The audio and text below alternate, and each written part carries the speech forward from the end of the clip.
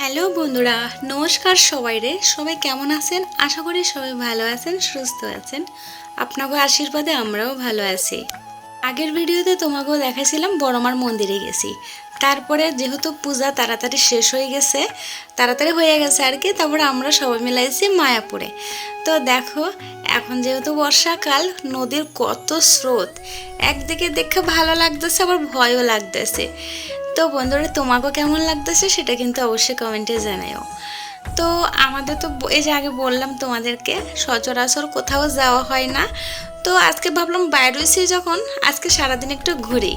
তো সকাল সকাল বাইরেছি, তো বড়মার মন্দিরে গেছি, পূজা টুজা দিয়ে এখন এলাম মায়াপুরে। তো মায়াপুরে ভীষণ খিদা লাগছে, সকাল থেকে কিছুই খাই নাই।